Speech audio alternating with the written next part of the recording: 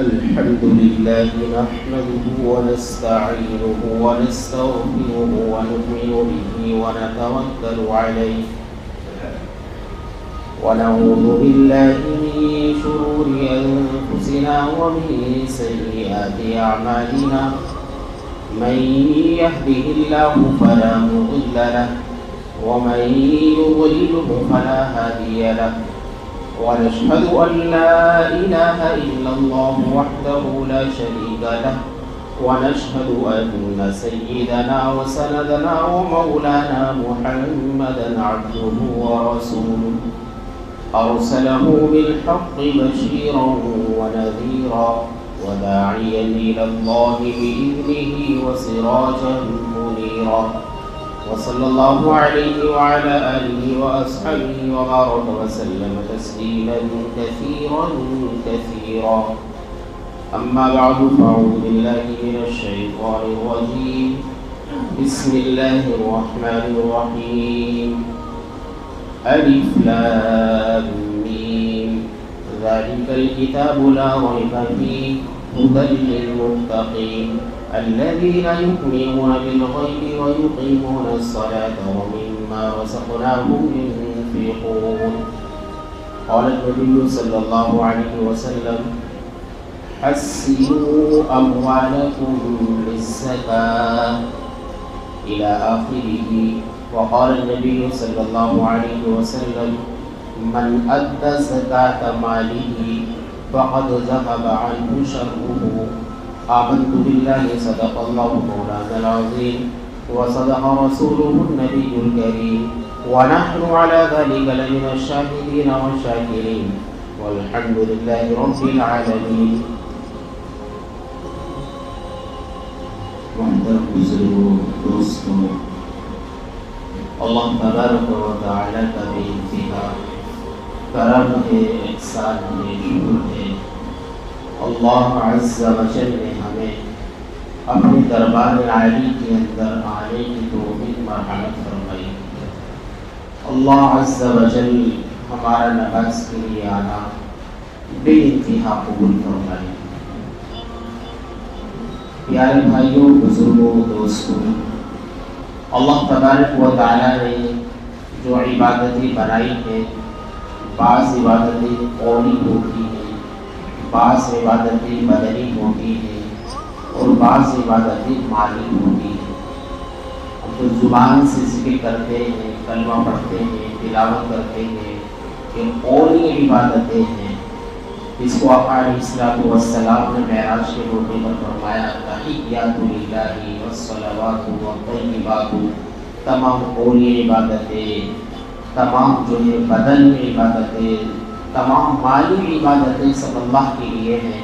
تو ذکر و اذکار کرنا یہ قولی عبادتیں ہیں، اور نماز پڑھ رہے ہیں، روزہ رکھ رہے ہیں، یہ بدنی عبادتیں ہیں. اور اسی طریقے سے اللہ کے جو راستے میں ہم خرچ کرتے ہیں یہ مالی عبادتیں کہلاتی ہیں. تمام عبادتوں سے مقصود اللہ کی رضا ہونی چاہیے. کہ میری زبان سے جو میں ذکر و اذکار کر رہا ہوں اس سے بھی مقصود اللہ کی رضا ہے، بدنی عبادت سے بھی اللہ کی رضا مقصود ہو، مال کے ذریعے بھی اللہ کی رضا مقصود ہونی چاہیے. اور فرمایا کہ ان عبادتوں کے اندر اگر اللہ کی رضا مقصود نہ ہوئی یا ساتھ میں کسی اور کو بھی دکھانے کی نیت آ گئی تو پھر وہ عمل وہ اللہ کے لیے نہیں رہتا، بلکہ جس کو دکھانے کے لیے وہ عمل کیا، جس کو دکھانے کا دل میں تصور آیا، وہ عمل بس اسی کے لیے ہو جاتا ہے. اللہ عز و جل کل قیامت کے دن یہ کہیں گے کہ تو نے جس کو دکھانے کے لیے یہ عمل کیا تھا اس کی جزا، اس کا اجر اسی سے حاصل کر لے. میں تو فقط آج اس عمل کی جزا، اس کا بدلہ دوں گا جو عمل خالصۃ لوجہ اللہ، یعنی فقط میرے لیے کیا گیا ہو، 100%، 100% جو میرے لیے ہوگا میں اس کی جزا آپ کو دوں گا. تو اللہ تبارک و تعالیٰ اسی عمل کو قبول فرماتا ہے جس میں ریا نہیں ہوتی. پیارے بھائی، بزرگوں، دوستوں، آیت مبارکہ جو آپ کے سامنے تلاوت کی گئی، اللہ عز و جل فرماتے ہیں یہ وہ کتاب ہے جو قرآن کریم جس میں ذرہ برابر بھی شک و شبہ نہیں ہے. ہدی للمتقین، اور یہ متقین کے لیے اس میں ہدایت ہے۔ ان کی صفات کیا ہے کہ وہ الذین یؤمنون بالغیب، غیب کی باتوں پر ایمان رکھتے ہیں، ویقیمون الصلاۃ، اور نمازوں کو قائم کرتے ہیں، ومما رزقناہم ینفقون، اور ہم نے جو ان کو مال دیا ہے اس مال میں سے اللہ کی راہ میں خرچ کرتے ہیں۔ یہ صفات ہے مومن کی، یعنی مال کو اللہ نے کیا کہا کہ ہم نے جو مال دیا ہے، ظاہر ہے کہ مال دینے والی ذات کون ہے؟ اللہ کی ہے، تو اللہ اس کی مال میں سے خرچ کرنے کے لیے کہتا ہے کہ جو مال ہم نے تم کو دیا اس مال میں سے اللہ کے راستے میں خرچ کرو۔ مال جو ہے دو چار لوگوں کے قبضے میں ملکیت میں نہیں رہنا چاہیے، یہ مال چلتا رہنا چاہیے، مالداروں سے نکل کر غریبوں تک پہنچنا چاہیے، یہ گھومتا رہنا چاہیے، ایسا نہ ہو کہ چند لوگ اس پر مل کر قابض ہو کر بیٹھ جائیں۔ اللہ نے کسی کو مال دیا ہے تو وہ سارے مال کا خود مالک نہیں ہے، اس کے اندر دوسرے لوگوں کو بھی حقوق ہوتے ہیں، والدین کے بھی حقوق ہیں، پڑوسیوں کے، رشتہ داروں کے بھی حقوق ہیں، اور دینی جو ہے مدارس سے ہیں اور مسجدیں ہیں اور علماء ہیں، طلباء ہیں، ائمہ ہیں، مؤذنین ہیں، ان کے بھی اس مال میں حصے ہوا کرتے ہیں۔ ہم لوگ یہ سمجھتے ہیں سارا تو بس مال ہمارا، ہم نے ہی تو کمایا۔ قارون بھی تو یہی کہتا تھا جب موسیٰ علیہ السلام نے کہا کہ وہ مال جو اللہ نے دیا ہے اس مال میں سے اللہ کے راستے میں دو، تو کہنے لگا یہ مال تو میں نے اپنے دماغ سے کمایا، اپنی عبادت سے کمایا، اس میں کسی کا حصہ نہیں ہے۔ تو پھر کیا حشر ہوا؟ آپ سب جانتے ہیں قارون کو اللہ تبارک و تعالیٰ نے زمین میں دھسا دیا تھا موسیٰ علیہ السلام کی بددعا سے۔ تو اس لیے ہم قابض ہو کر نہ رہے، جس کا اس میں حق ہے اس کو دینا پڑے گا۔ العلم والعلماء کتاب حضرت مولانا اشرف علی تھانوی نور اللہ مرقدہ نے لکھی، یہ لکھا ہے کہ دین کی حفاظت کرنا، اپنے دین کی شریعت کی حفاظت کرنا ہر مسلمان کی ذمہ داری ہے۔ اپنے دین کی حفاظت کرنا ہر مسلمان کی ذمہ داری ہے، لیکن اگر اس کی حفاظت کرنے میں تمام مسلمان لگ گئے تو دنیا کا نظام گرم بھرم ہو جائے گا، کاروبار نہیں چل پائے گا۔ سب دین کی حفاظت میں اگر لگ گئے تو فرمایا کہ اس کے لیے علماء کی جو ہے جماعت ہے، ائمہ کی جماعت ہے، وہ دین کی حفاظت کرنے والے ہیں، لوگوں کو مسائل بتانے والے ہیں، لوگوں کو حق اور باطل کی تمیز کرانے والے ہیں، پہچان کرانے والے ہیں۔ تو گویا یہ علماء جو ہے یہ تمام لوگوں کے حصے کا کام کر رہے ہیں، ہر آدمی کے حصے کا کام یہ جماعت کر رہی ہے، تو ان کی حفاظت کرنا اور ان کی ضروریات پوری کرنا تمام لوگوں کی ذمہ داری ہوا کرتی ہے۔ حضرت تھانوی نے یہ بات العلم والعلماء کتاب کے اندر لکھی ہے کہ ان کی تمام ضرورت پوری کرنا تمام لوگوں کی ذمہ داری ہے۔ جیسے کسی آدمی کو کوئی مکان بنانا ہے، کوئی بلڈنگ بنانی ہے، اور وہ خود تو کسی کام کے اندر مصروف رہتا ہے، آفس کا کام ہے، وہ اس کی نگرانی دیکھ کر کے بیٹھ کر کے نہیں کر سکتا، کس طریقے سے ورکروں سے کام کرانا ہے، تو اس نے کسی آدمی کا انتخاب کرا کہ تمہیں اس بلڈنگ کے اندر رہنا، نگرانی کرنی ہے، تمہیں نگرانی کرنی ہے، مجھے تو اور بہت سارے کام ہوتے ہیں، تمہیں فقط یہاں پر نگرانی کرنی، ہر کام کی دیکھ ریکھ کرنی ہے۔ اب جس آدمی کو نگرانی کے لیے یہاں پر چھوڑا گیا، اس کا نفقہ، اس کی ضروریات پوری کرنا کس کی ذمہ داری ہوئی؟ جس آدمی نے اس کو رکھا، جس کے حصے کا وہ کام کر رہا ہے، چاہیے تو یہ تھا وہ آدمی خود نگرانی کرتا، لیکن اس کے حصے کا کام جو دوسرا آدمی کر رہا ہے، اس کی تمام ضروریات پوری کرنے کی ذمہ داری اس آدمی کی ہے جس نے اس کو رکھا۔ تو دین کی حفاظت کرنے کی ذمہ داری ہر مسلمان کی ہے، لیکن انہوں نے یہ کام علماء کی ذمہ دے دیا، ائمہ کی ذمہ دے دیا، اماموں کی ذمہ دے دیا۔ اب ان کی ضروریات پوری کرنا ہر مسلمان کی ذمہ داری ہے، کیونکہ وہ ان کے حصے کا کام کر رہے ہیں۔ بات سنواری نہیں آ رہی؟ تو بتانے کا مقصد یہ ہے کہ علماء کی خدمت کرنا، مدارس کی خدمت کرنا، یہ تمام لوگوں کی ذمہ داری ہوتی ہے۔ کوئی یہ نہ سمجھے کہ یہ بس یہ دو چار آدمی کی ذمہ داری ہے، نہیں، ہر آدمی کو ان کی ضروریات کا خیال کرنا چاہیے۔ بعض لوگ الحمدللہ ایسے بھی ہوتے ہیں جو علماء کے لیے ایک فنڈ بناتے ہیں پورے سال کی، یہ فنڈ علماء کا ہے کہ ہم رمضان میں علماء کے لیے خرچ کریں گے یا دیگر جگہوں پر خرچ کریں گے، ایسے فنڈ ہوا کرتے ہیں۔ تو اس طریقے سے ہمیں چاہیے کہ ہم ہر موقع پر علماء کا خیال ہمیں کرنا چاہیے، اور جو آدمی اس طریقے سے مال کو خرچ کرتا ہے اور بالخصوص اگر رمضان میں خرچ کر رہا ہے تو کتنا بڑا ثواب ہوتا ہے جب 1 کے 70 مل رہے ہیں، 1 روپیہ کسی نے خرچ کیا تو رمضان کے اندر اس پر 70 روپے کا ثواب ملتا ہے. نفل آپ نے کام کیا تو فرض کے برابر، فرض کام کیا تو 70 فرضوں کے برابر اس کا ثواب مل رہا ہے. اور پھر اللہ تبارک و تعالیٰ خرچ کرنے کو اتنا پسند فرماتے ہیں کہ سخی آدمی کو اللہ پسند فرماتے ہیں، بخیل کو بالکل پسند نہیں فرماتے. فرمایا سخاوت جنت کی ایک ٹہنی، ایک درخت ہے. سخاوت جنت کا ایک درخت ہے. جو آدمی سخاوت کو فالو کرے گا سمجھو اس نے جنت کے اس درخت کی ایک شاخ پکڑ رکھی ہے، اور وہ شاخ اس کو کہاں پہنچا دے گی؟ جنت میں پہنچا دے گی. کسی پیڑ کی آپ نے کوئی ڈال پکڑی، اس پر چڑھتے جا رہے ہیں تو وہ ظاہر سی بات ہے جہاں وہ پیڑ ہوگا اس جگہ پر وہ ڈال، وہ شاخ اس کو پہنچا دے گی. اور فرمایا بخل کنجوسی جہنم کا ایک درخت ہے، جس نے اس کے شاخ کو پکڑا اور اس پر عمل کرتا رہا کنجوسی پر، تو وہ شاخ اس کو کہاں پہنچا دے گی؟ وہ جہنم میں پہنچا دے گی. تو اللہ تبارک و تعالیٰ سخی آدمی کو پسند فرماتے ہیں. اور حدیث بھی ہے السخی قریب من اللہ، قریب من الناس، قریب من الجنہ، بعید من النار. کہ سخی آدمی اللہ کے قریب ہے، لوگوں کے قریب ہے. جو آدمی سخی ہوتا ہے سب اس کے قریب جاتے ہیں، اس سے محبت کرتے ہیں. سخاوت ایک ایسے جذبہ ہے کہ جو آدمی کے اندر سخاوت ہوگی، جس کے اندر لوگ اس کے قریب رہیں گے، اس کی جو ہے ماتحت رہیں گے، اس کے یعنی کہ قریب اس سے محبت کریں گے. اور جو بخیل ہوگا لوگ اس سے دور بھاگیں گے.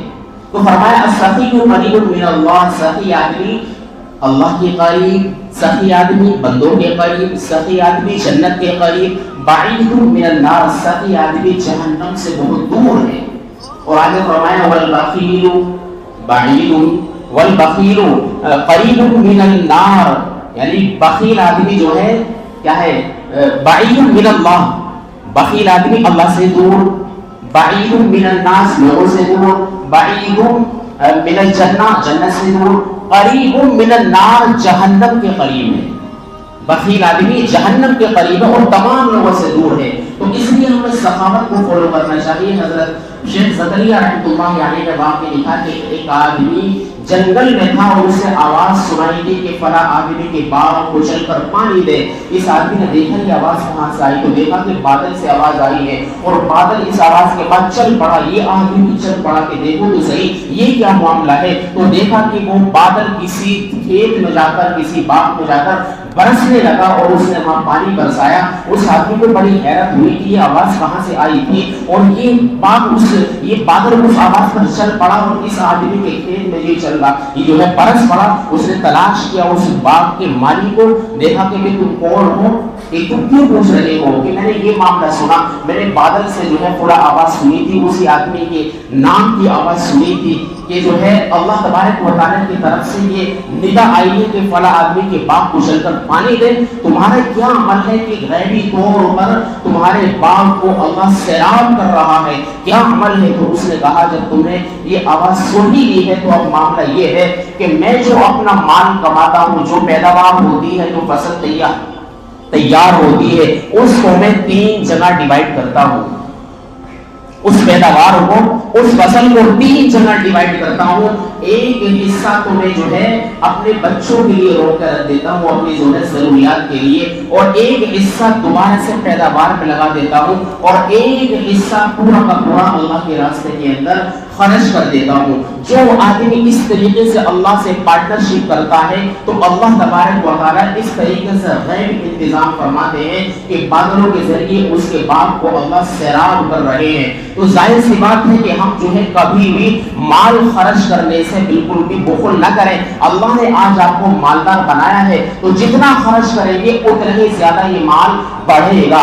جتنا آپ اس کو روک کے رکھیں گے تو یہ مختلف بیماریوں کے اندر، وباؤں کے اندر، ایکسیڈنٹ کے اندر، جھگڑوں کے اندر، کورٹ کچہری کے اندر، پولیس کے اندر، عدالتوں کے اندر کہیں نہ کہیں نکلنا ضروری ہے. آپ یہ نہ سمجھیں کہ مال ہمیشہ ہمارے پاس رہے گا. فرمایا کہ جو آدمی مال کو گن گن کے رکھتا ہے اور اسے تھوک لگا کر رکھتا ہے، وہ یہ نہ سمجھے، اس گمان میں نہ رہے کہ اس کا مال اس کے پاس ہمیشہ رہے گا. نہیں، اللہ اس مال کو ایسی آگ کے اندر ڈالے گا، نار اللہ الموقدہ، کہ وہ آگ جو ہے ہر چیز کو توڑ پھوڑ کر رکھ دے گی. اور فرمایا جیسے میں نے پچھلے جمعے فرمایا تھا, بتایا تھا کہ جو آدمی مال کی زکات ادا نہیں کرتا, زکات کا تو فریضہ ایسا ہے کہ وہ فرض ہے, اس کے علاوہ بھی ہمیں خرچ کرنے چاہیے, اس کے علاوہ بھی جو ہمیں فنڈ بنانے چاہیے, لیکن زکات کے بارے میں تو فرمایا کہ اس کا مال جہنم کی آگ میں تپا کر جو ہے اس کے بدن کو داغا جائے گا, اور بعض جگہ لکھا گنجا سانپ بنایا جائے گا اور وہ سانپ اس کو ڈسے گا.